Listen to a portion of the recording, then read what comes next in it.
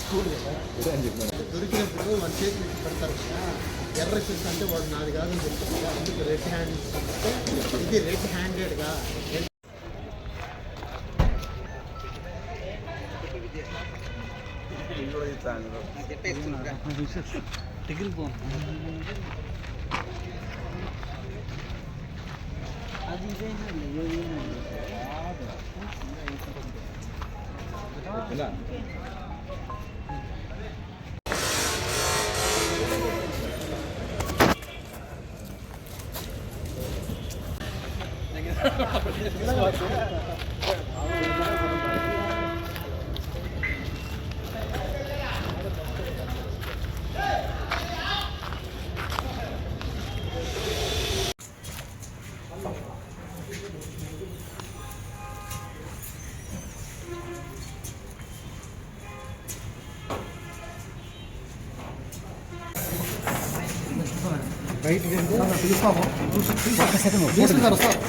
గురంకొండకు చెందినటువంటి శేషాద్రి నాయుడు గారు తన స్కూల్కు తనకు ఆల్రెడీ ఉన్నటువంటి ఏబీసీ అప్పర్ ప్రైమరీ స్కూల్ను హై స్కూల్గా మార్చడానికి దానికి అవసరమైనటువంటి అనుమతులు తీసుకోవడానికి గాను 2025వ సంవత్సరం అక్టోబర్ నెలలో ఆయన దానికి అవసరమైనటువంటి చలానాను ఆన్లైన్లో కట్టి తర్వాత వాటికి అవసరమైనటువంటి అన్ని డాక్యుమెంట్స్ను కూడా ఆయన రెడీ చేసుకొని మదనపల్లె డిప్యూటీ ఎడ్యుకేషనల్ ఆఫీసర్ గారికి సమర్పించినారు.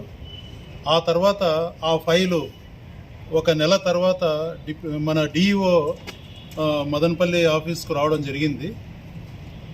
అక్కడ వచ్చిన తర్వాత ఆ ఫైల్కు సంబంధించినటువంటి అన్ని డాక్యుమెంట్స్ సమర్పించినప్పటికీ కేవలం లంచము డబ్బుల కోసము అసిస్టెంట్ డైరెక్టర్ శ్రీ రాజశేఖర్ గారు, అలాగే సీనియర్ అసిస్టెంట్ మహబూబ్ బాషా అలియాస్ మున్నా గారు, వీళ్ళిద్దరూ కూడా అతన్ని మొట్టమొదట 60,000 రూపాయలు లంచం డిమాండ్ చేయడం జరిగింది.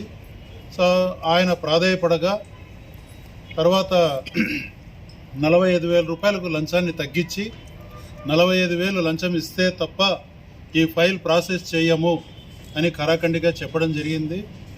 సో అది ఇష్టం లేనటువంటి ఆయన శేషాద్రి నాయుడు గారు లంచం డబ్బులు ఇవ్వకుండా తిరిగి వచ్చినారు.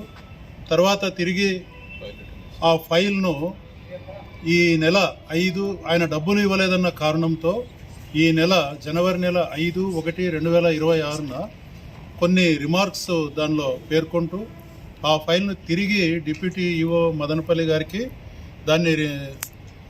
దాన్ని తిరిగి పంపడం జరిగిందన్నమాట. పంపుతూ తర్వాత ఆయన మళ్ళీ ఏడీ గారిని కలిసినప్పుడు నువ్వు తప్పకుండా 45,000 ఇస్తే తప్ప ఈ ఫైల్ అనేది పాస్ కాదు, నీకు హై స్కూల్ పర్మిషన్ రాదు అని ఖరాఖండిగా చెప్పడంతో ఇక ఆయన విధిలేని పరిస్థితుల్లో నువ్వు డబ్బులు తీసుకొని వచ్చి మున్నా గారికి సీనియర్ అసిస్టెంట్ మున్నా గారికి ఇవ్వు అని చెప్పి చెప్పడము, ఆ మున్నా అనే వ్యక్తి ఆ డబ్బుల్ని ఎలా ఇవ్వాలో కూడా ఆయనకు చెప్తూ తన దగ్గర ఉన్నటువంటి ఒక small green colour plastic carry బ్యాగ్ను కూడా ఇవ్వడం జరిగింది. స్మాల్ గ్రీన్ కలర్ క్యారీ బ్యాగ్ను ఈ బ్యాగ్లో పెట్టి నువ్వు ఇవ్వాలి డబ్బు, పలానా రోజు సోమవారం రోజు వచ్చి 19న నువ్వు తీసుకొని వచ్చి ఆ బ్యాగ్ని ఇవ్వు అని చెప్పడం జరిగింది. సో దానికి అనుగుణంగా ఆ లంచం ఇవ్వడం ఇష్టం లేనటువంటి శేషాద్రి నాయుడు గారు మమ్మల్ని కడప ఏసీబీ ఆఫీస్లో నన్ను అప్రోచ్ అయ్యి ఆయన లిఖితపూర్వకంగా ఫిర్యాదు ఇచ్చి ఆ ఇచ్చిన ఫిర్యాదు మేరకు వాళ్ళిద్దరి మీద కూడా కేసు కట్టడం జరిగింది.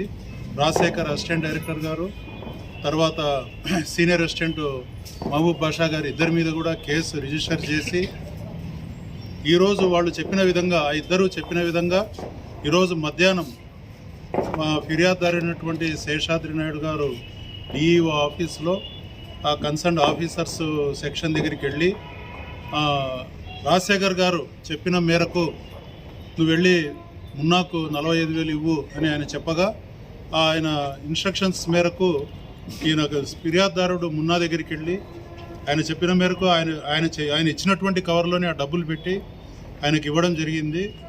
ఆ మున్నా తన చేతులతో ఆ కవర్ తీసుకొని ఆ డబ్బును లంచం డబ్బును తను స్వీకరించిన వెంటనే మేము దాడులు చేసి మొట్టమొదట మున్నాను అరెస్ట్ చేయడం జరిగింది. ఆ తర్వాత రాజశేఖర్ గారిని కూడా అదుపులోకి తీసుకోవడం జరిగింది. దీనిలో లోతుగా విచారణ చేసి ఇంకా ఎవరైనా బాధ్యులు ఉన్నట్లయితే దీనిలో తప్పకుండా వారి పాత్రను కూడా మేము లోతుగా విచారించి బాధ్యులైన అందరినీ కూడా ఈ కేసులో ఇన్వాల్వ్ చేస్తాము. తర్వాత వీళ్ళను విచారణ ముగిసిన తర్వాత వీళ్ళను నెల్లూరు ఏసీబీ కోర్టు నందు రిమాండ్ నిమిత్తం పంపించడం జరుగుతుంది.